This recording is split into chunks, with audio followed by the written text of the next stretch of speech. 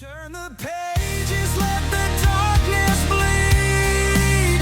Words ignite everything I need. Hey, so hope everybody had a good half term so far. I thought you might want to meet the new addition to the family. This is Gambit. Here we are. Here's the new one. He's not actually new to the family as a whole. He was my daughter's cat. Yes, your mum is here. My daughter is actually in the audience, but he's now staying with us. So this is Gambit, and I thought you might like to just meet him. But he's rather keen to go, so I'm going to put him down in just a second. There we go. Off you go then, boy. There you are. Okay, so since we last met, I have indeed been on holiday to Hay-on-Wye, and oh my goodness, guys, did I have an amazing week. It was the most fantastic week, as I'm sure my daughter will agree as well. It was my daughter and myself.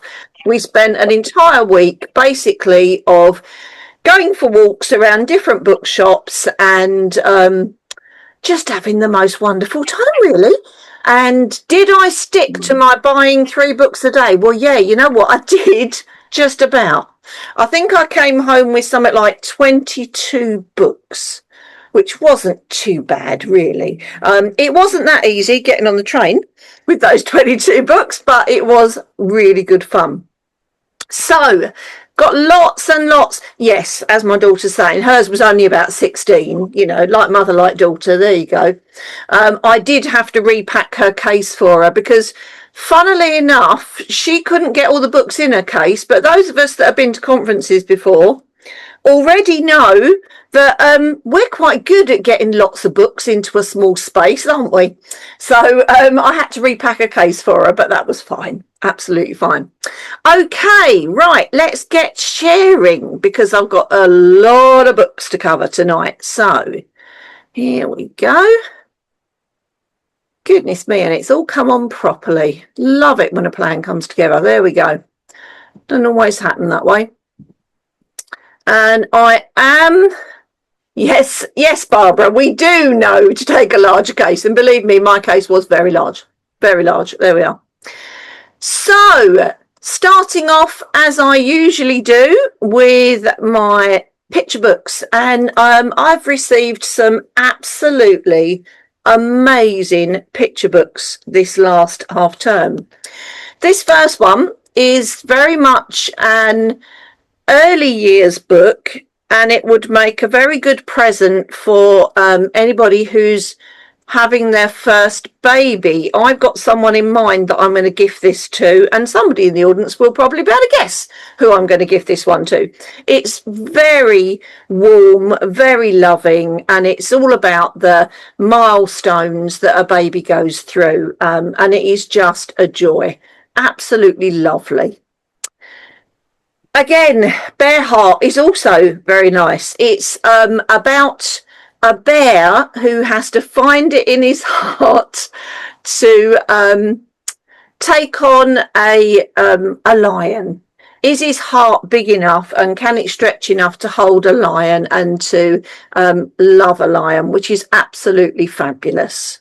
So that's a really lovely one as well. It's a very nice book. I Love You Every Colour. This is it just explodes off the page. There's a different colour on each double page spread, and it's very lyrical. It's about beauty of nature and about how the nature allows you to show your love for other people and other things. It's just absolutely lovely. Really, really like this one. Do I need to say anything about this? I was rather excited when this one came through my door. The magical pairing of Michael Rose and Helen Oxenbury. I was just extremely excited when this came through. Naturally, at this moment in time, am I going to say it's as good as We're Going on a Bear Hunt? No, of course I'm not, because we've got to have time to get used to it. Having said that, it is beautiful. As Dawn's actually saying in the chat, she bought that for her, which, yes, this one will be staying with me, very much so. This one, actually, I only got it in today, and I loved it. This is about a sibling relationship. It's about two young boys, and the younger one is somewhat of an annoyance to the older boy, and the older boy ends up banning his younger brother from the tree house. And the mum does the right thing, and she tells him, you know, he's got to get used to doing things on his own and that his brother needs space, etc., etc. It's really touching. And of course, by the end of the story, both boys have realised that once they've had some space on their own, then they're quite happy to come back together and enjoy all of the ups and downs of the sibling relationship. This, absolutely lovely. Again, one I only got in the last couple of days, so it's very big in my mind at the moment. It's about anxiety, and it's a very good book that gives them lots of ways to deal with their own anxiety, how to cope with it. There is a double page spread in the back of the book that gives the children some ideas and some techniques they can use to help them to not let anxiety get the better of them. Absolutely beautiful. I mean, it's Laura Dockrell, who I always love anyway, and the illustrations are in a lovely soft palette, and they're very calming as well. Tom Percival, well, just about everything that Tom Percival puts out I love, and this is this one of the ones that I'm going to say straight away I love it? No, it's not. It's going to have to grow on me, this one. It's about two creatures, and they live on either side of like a square planet, which is a little bit tricky to get used to, and they each believe that their way is the right way. So it's a good book about seeing the world from other points of view, about sharing, about respecting people. But as I say, at the moment, I've only read it once, and I think I'd need to read it a few more times for it to grow on me properly. How to Catch an Idea is really, really idea inspiring. It's a great way of encouraging young children to use their imagination and to explore their creativity and find all sorts of different ways in order to get an idea. Then we have The Wound. Right, now this one is it's funny, it's a little bit unsettling in places. It's all about a small child that has a small injury, and then it becomes bigger and bigger and bigger until it becomes their whole raison d'etre almost, which is it is funny, but it's really interesting in the way that that's what small children do, don't they? They take little things and they make them bigger and bigger and bigger. It would work really well with year twos and ups, and it would be really good for questions about empathy and resilience and that sort of thing. It's actually in translation for the first time. It was honoured as the best Swedish picture book of 2022. This is one of the ones I bought in Hay-on-Wye, and I was lucky enough to get a signed copy, which bearing in mind Jackie Morris is, well, I'm definitely not worthy. This was a very exciting point for me when we found this in a bookshop. It's a lovely, gentle story all about a little puppy and what she learns and how she grows. It's actually... This is one that Jackie Morris has written, but Kathy Fisher's illustrations are also just so heartwarming and gentle, absolutely loved it. And as I say, it's a signed copy, so that made me even happier. Well, now this one I had to parcel up and send straight across to my granddaughter, because wasn't going to see her until tomorrow. I'm seeing her tomorrow. She's coming to stay for a week tomorrow. But Mouse and Bear are beloved by my granddaughter and by myself. We absolutely love all of Ross Collins' books, and Mouse and Bear are probably our favourite characters. So as soon as this one came in, which is of course all about Halloween, and has all of the humour of the previous books about Mouse and Bear, I knew I had to share it with her straight away. And apparently she's absolutely in love with it, which I knew she would be.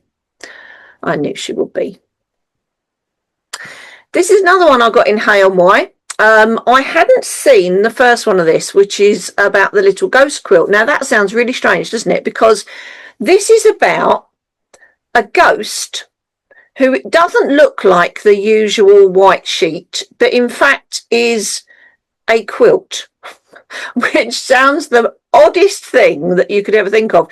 But I've got to tell you, it's just lovely. The illustrations are really, really nice.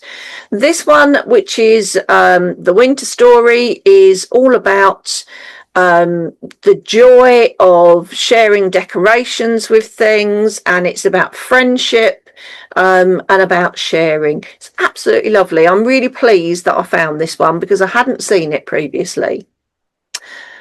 Oliver Jeffers, I'm Very Busy, another one that came through the door and I was like, oh my goodness. And it's very pink, as you can see.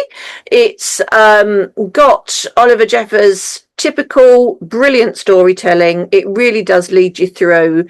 It's all about friendship, and it's about loneliness as well. It's very sensitively written, as I say, as Oliver Jeffers does do all the time, and definitely one of the ones that I enjoyed a lot.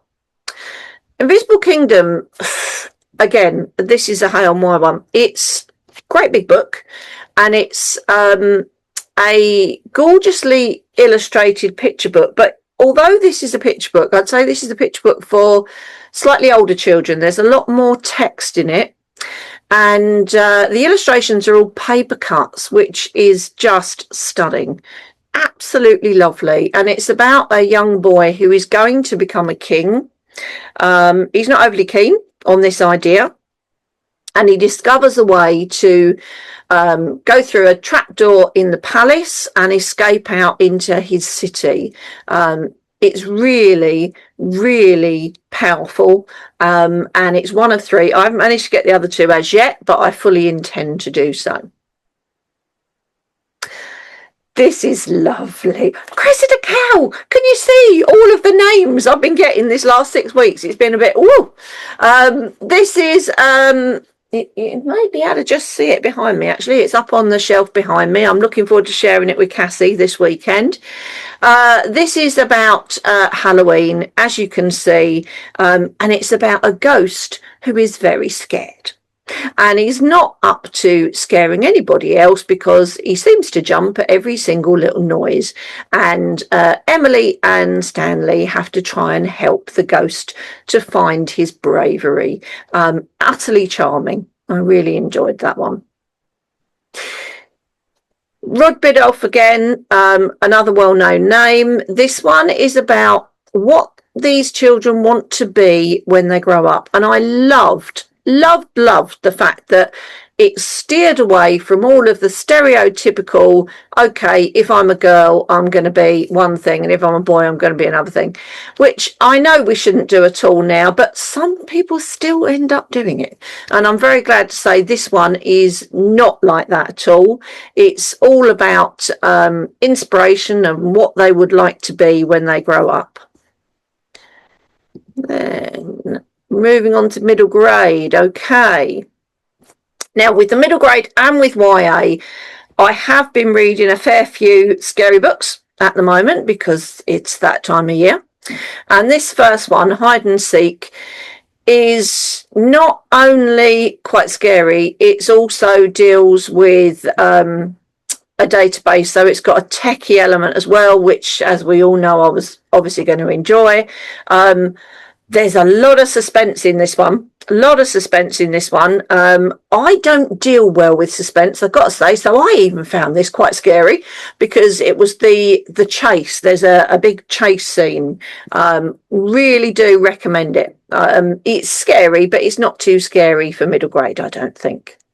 Last Day of October, again, classic. 3 friends venture into the woods on Halloween night to go to an old abandoned house because they want to do the classic Halloween scare thing.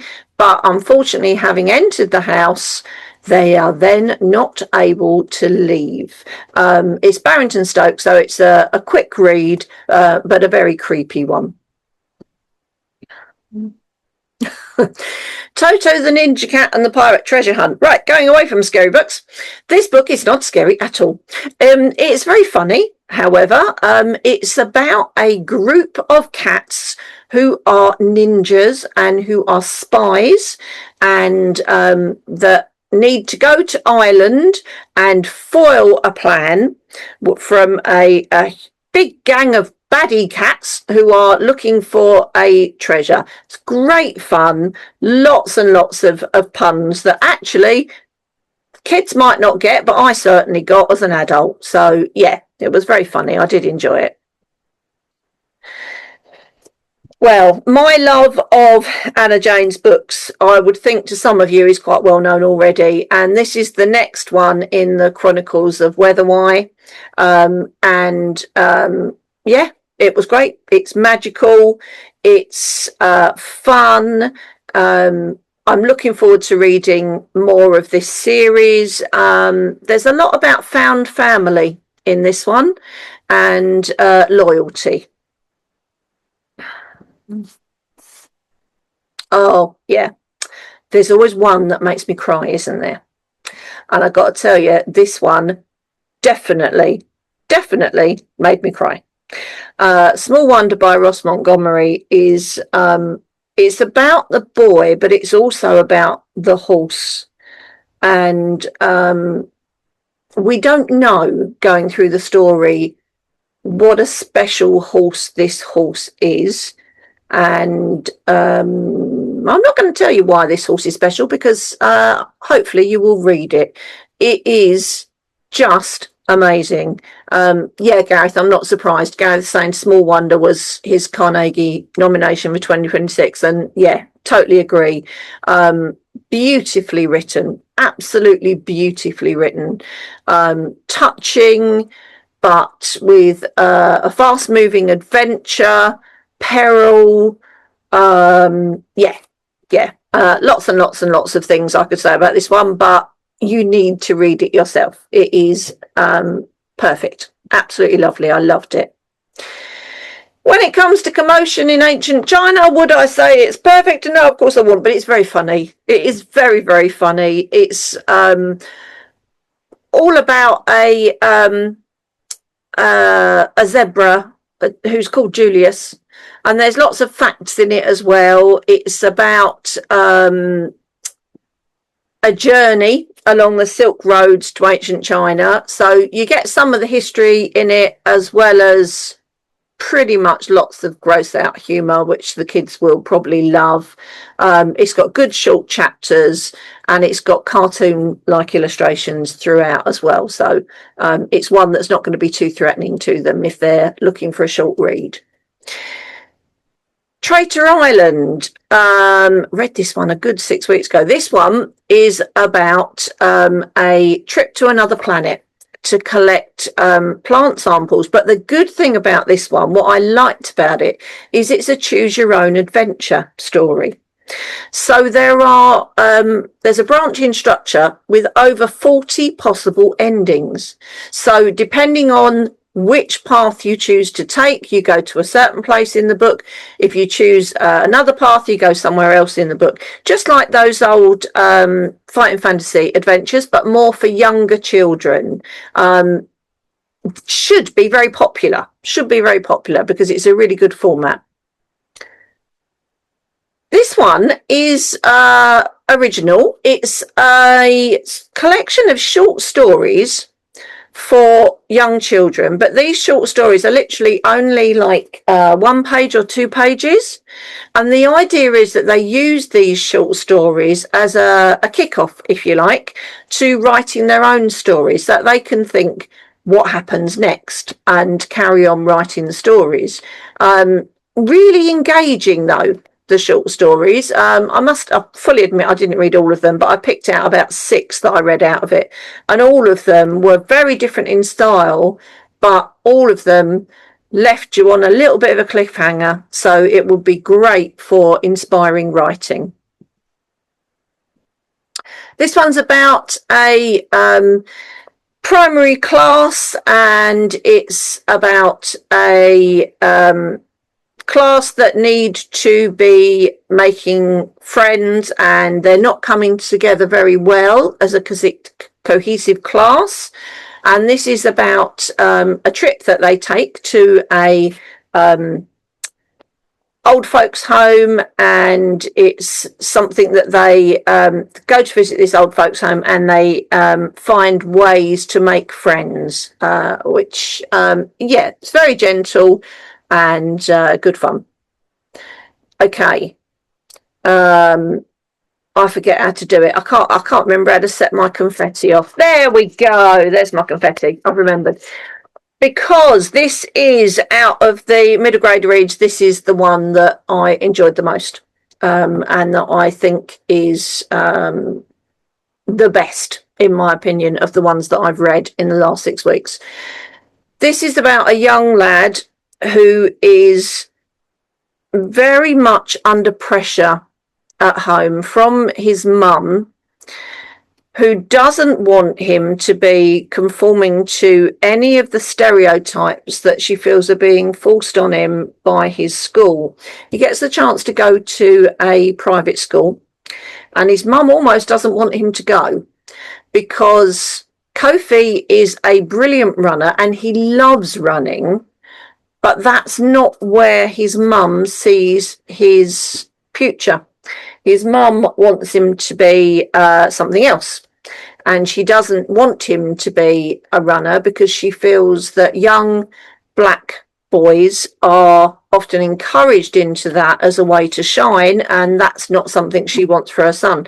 Kofi, however, is desperate to run, and he's very good at it.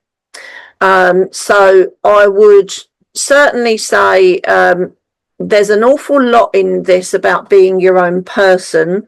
There's a lot about racism as well, and bullying, and about sticking to your guns, even if it's with people that you love, because they may want the best for you, but it's not always what you think is going to be the best for you.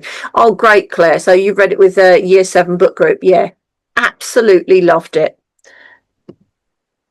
And the fact that it's a debut novel, I was very impressed. Cecily Sawyer, How to Be a Spy, is great fun. Absolutely lovely. It's about a young girl who lives in a hotel, and she thinks her mum and dad just run the hotel and are very normal, but they're not so much. And by the end of the book, we realise that in fact her mum and dad are spies. And indeed, Cecily would quite like to be a spy herself. It's really good fun. Lots of madcap capers, and good versus evil. Murray and Bunn. Okay. You all know, I would hope you will see Murray and Bunn by now. Murray and Bunn, extremely silly, extremely good fun, a good read for younger readers, lots and lots of illustrations through it. So for those kids that are keen on Wimpy Kid, that sort of thing, they'd love Murray and Bunn. It's perhaps targeted at a little bit younger than Wimpy Kid, but even so, I think if you give this to any Year 7, they'd love it anyway. Okay, now I've had this one sent to me, and I've also had this one sent to me. I'm not going to pretend I've read every word of them. I haven't, but I know they are very popular. And these two are from a special edition of this very popular series. The one that I had up just now has got a trading card in it as well, and is quite flashy looking. They are new editions, and one of them, if you go for the primary giveaway this month, believe me, there's one of them in there. So if you have kids that are interested in these football books, then you've certainly got a chance of winning one tonight. This is the one that I perhaps teased about in some of my ads for tonight. Excuse me, I'm just turning the fire off. I'm boiling now. So this is a new series from Badger, and it's a high-low series. It's very Lord of the Rings in tone, very much Lord of the Rings in tone. Absolutely fantastic, short, high-low readers that, to me, brought me to the feel of Lord of the Rings. And although they're short reads and perhaps with more basic language in, very rich world building. I've got the whole series, and I fully admit I did read the whole series because I really did enjoy them. I think this one's going to be a popular one. As I say, I have got the full set to give away. So I will be putting this one in with the secondary giveaway tonight. So do, keep an eye on that, because I think these are absolutely brilliant, and I think they're be really good in for struggling readers. Young adult, right. Oh yeah, I loved this. Absolutely loved it. This is a werewolf story. I do love a werewolf story. But it's very cleverly written, because when you start reading it, there's been a pandemic, which at first you think, oh, okay, so is that the pandemic? No, it's not. This pandemic is a pandemic of a virus that turns people into werewolves. It's so fast paced. It's quite gory. There were a few places where I was like, oh, I don't know that I really want to read on. But absolutely brilliant. I really, really enjoyed this one. In a different way, House of Salt and Sorrows is a very spooky, scary read. And it's a take on the 12 Dancing Princesses fable. And this is a family of 12 sisters who are gradually dying off by accidents or misadventure. But one of the sisters, Annalie, really doesn't believe that these are accidents, and she sets out to find out what's going on. Love the magic in this and the alternate realities. There were a few bits where I was like, whoa, I didn't spot that one coming. And yeah, really good, really good. I did enjoy that one. A Grave Inheritance is set in Victorian times, and it's about a young girl who is confining herself to a house because she's had some deaths in her family and she's in mourning. But we are very much aware that this has then made her feel as though she needs to be scared for her life forever, and she's become a real hypochondriac. So she enlists the help of a medium eventually, who we are pretty sure right from the word go actually is a bit of a charlatan, and indeed does end up being so. Having said that, is she just imagining the apparitions that are in her house? Well, you'll have to read it and find that out yourself. Very spooky, great ghost story. Okay, now this one. Yes, I'm going to have to do that. Unfortunately, however, I usually have a rule where I say, right, I'm only going to read the books if they're due out very soon. And I picked this one up and I read the first chapter and then I carried on reading it and it's not out till April of next year. Sorry guys, but it is excellent. Absolutely excellent. It's set in Belfast. It's such an interesting novel concept because you've got the Irish folklore weaved into it. You've got lots of flashbacks to the Troubles. There's lots of family angst in it. Yeah, I don't want to give too much away about it, and I don't want to do that because it is so original. But this is should be massive next year. I thought it was absolutely brilliant. Yeah. So I will remind you again next year when it comes out. I'm sorry, as I say, I just couldn't resist reading it. There we go. Loved this. Oxford Blood is a murder mystery set in Oxford University.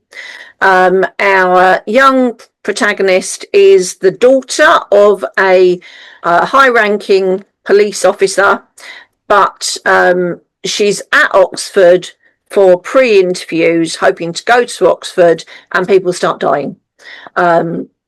Really great. Really enjoyed it. Perfect for perfect stepping stone onto things like Agatha Christie, I would say, this one. I've not quite finished this yet, but I wanted to include it because I won't be talking about it in the next one, and I'll tell you why shortly. This one is very creepy. It's about a group of dancers, ballet dancers, and at first you just think they're normal dancers, but you then come to realise that they are in fact being completely controlled by the ballet master, even to the extent that he can make them smile, he can make them dance. There's one very, very violent scene where our main protagonist goes against the puppet master and he beats her to within an inch of her life. But because of the curse, or the gift as he calls it, he's put on them, she is able to recover very, very quickly. It's very dark, but I'm really, really enjoying it. Really enjoying it. I don't know what it ends up like. I haven't finished it yet, so I will tell you that when I have finished it. But yeah, thoroughly recommend it. Had some fabulous graphic novels this time. Astral Panic by Flying Eye Books. Very bright, very fun, talking about a very serious subject. It's about anxiety, and it's about how this young boy tries to master his anxiety, and he's using something called Simply Pair. And this Simply Pair has an app, and the app is sending him notifications all the time, and there's a drink that he's supposed to drink to help him with anxiety. So it's not just about the anxiety, it's also about the reliance on phones. It's about the difficulty some kids have in making friends. It's funny, it's colourful, but it's very serious as well. Thoroughly recommend it. And then the other graphic novels that I've got this time are very much upper YA to adult. This one is one I picked up in Hay&Y. I didn't know that there was a graphic novel written by Val McDermid. I was just over the moon when I found this. It's about a festival. It's set in a music festival, and all of these people arrive at the music festival, and it just seems to be a bit rainy, etc., etc. And then people start going down with a sickness and upset stomach bug. Which festival? Yeah, fair enough. But this particular virus that they're going down with, there is no cure to, and people start dying in their droves. It's tense, scary, and perfection. Loved it. Absolutely loved it. These ones, I've not had ones from Gemini Books before, and I am so pleased that I found them. This one is a biography of Quentin Tarantino. Because it's a biography of Quentin Tarantino, this is why I'm saying older YA, because of course there is quite a lot of questionable language in there, shall we say, and probably some things that you wouldn't necessarily give the graphic novel to younger students. I learned a lot about Quentin Tarantino's early life that explain a lot the sort of films that he now makes, he made, makes, yeah, anyway, but really well done, very informative, and interesting to read as well.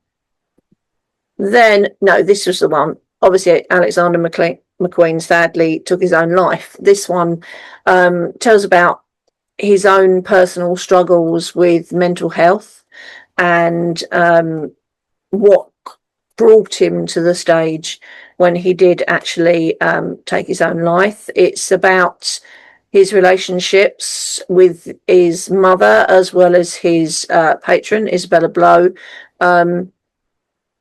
It's pretty moving, actually, which in a graphic novel, it's not easy to do. Excellent, absolutely excellent. This one is the one that's not going anywhere. This one's looks at the life of David Bowie in the Berlin years, 1970s. It really, really well encapsulates Bowie's mercurial nature. It talks about his friendship with Iggy Pop and other people, and it talks about the background to some of his biggest albums that were made during that time. Probably only of interest to all Bowie fans, but if you're not a Bowie fan, then you really should be. You should be. As a Bowie fan myself, I found this an absolute joy.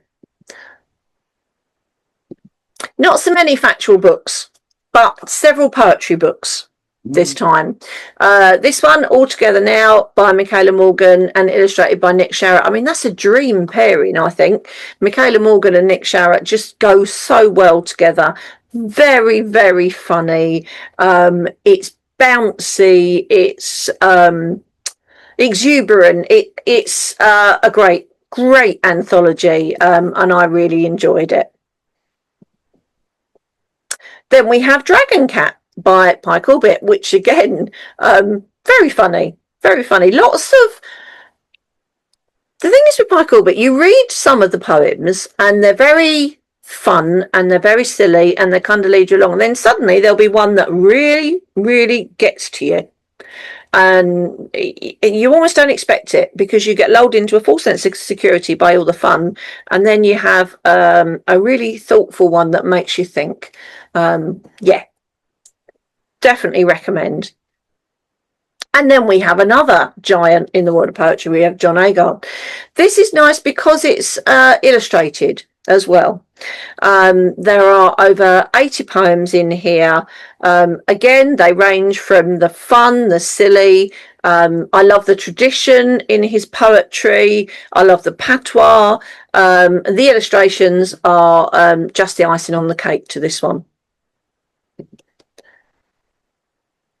This is an interesting one. This is about how kids can work on things that work on their knowledge to make them become a genius in a year. And it's full of fun facts, silly facts, very serious facts.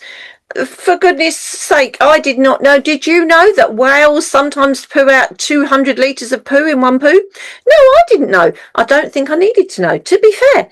But I know lots of kids that would absolutely eat this up. It's very easy to dip in and out of this one because it's got short facts on different pages. Very well produced.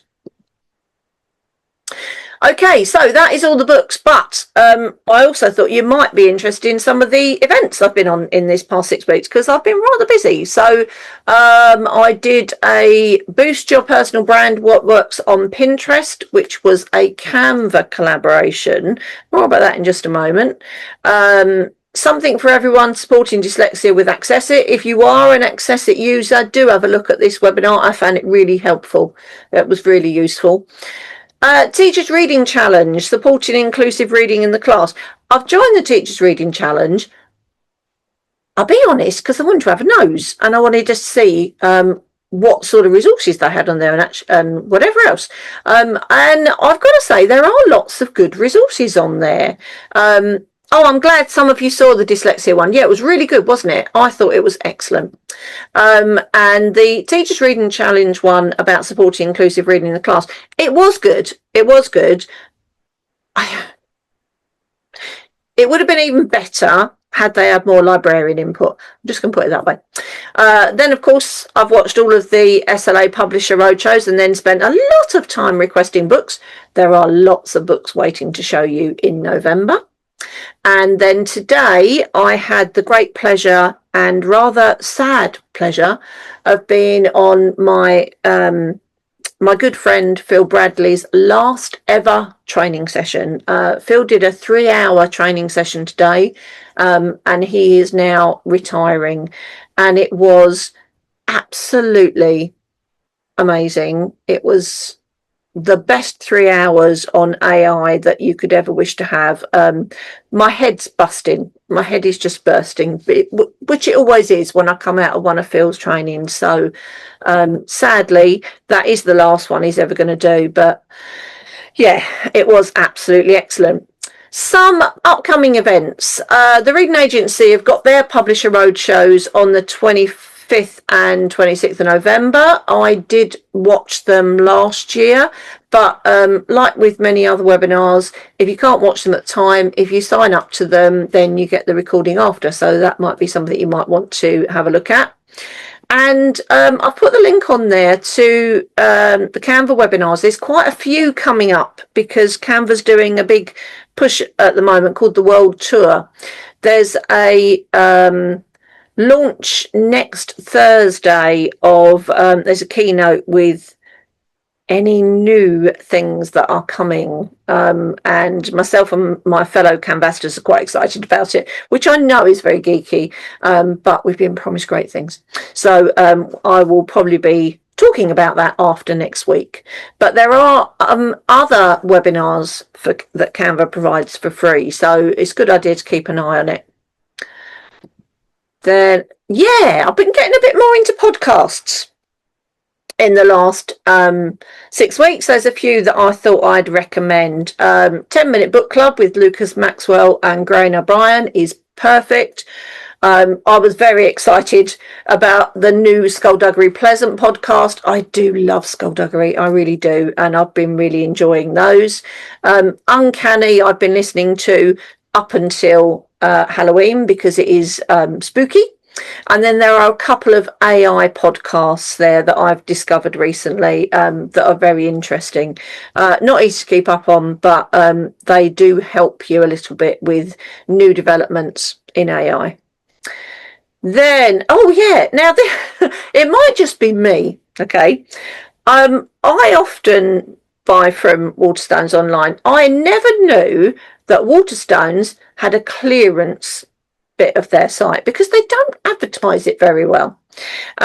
So I've put the link there just in case any of you do want to go on, just to give you an example. Here we go. I bought this absolutely stunning book, which is photographic. It's about the pandemic. It's a big coffee table type book, and it has on it £34, and I paid £1, people. I paid £1 for it. So definitely I'd have a look at that if you're interested.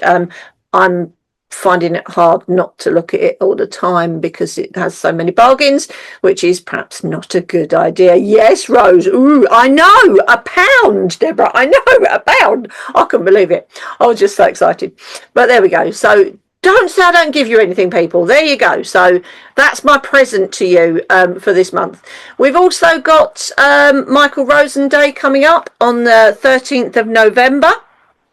There are some really cool resources on the site, and there's also a children's poetry competition attached to that as well. Our next Lit Link Up is in November. It is on I'm just checking the exact date because I never remember the exact date of things. It's on the 28th of November. And the next one is my favourite one of the year because this is my festive and gift books Lit Link Up. And boy, oh boy, have I got some fantastic books to show you. I will only be reading festive books in between now and then, so everything else just go by the by. But it is going to be a special evening. Peters and Access It have both given me some sponsorship for it. So during the course of that evening, Peters will be giving away 2 packs of the lovely books that I'm showing. Again, a primary and a secondary. And I will also have several, I think it's 4. I'm going to have 4 Costa Coffee cards to give away as well, because the books may well go into your library, but I kind of wanted you to have something that you could win that will be just for you. So that way you'd be able to curl up with your coffee and maybe buy yourself something nice with it. So lots and lots of giveaways, and we're actually going to be doing them on the night as well. We're going to be drawing those on the night so that you will know who's won. Yeah, Deborah, I haven't read any of the series, would you believe? I have got Brigands and Bread Knives on my shelf, so do I need to read it now? I'm guessing that's a yes, as you've put so many capitals. There you go. Right, okay, I will definitely get to it after I've finished the festive books, however, because I do have to read all those first, ready for next month. Please do tell as many people as you can about it. I'd really like to people to win some prizes. There will also be, although Peters are doing their 2 book giveaways, I will undoubtedly have some books to send out myself as well, because you know I do that all the time.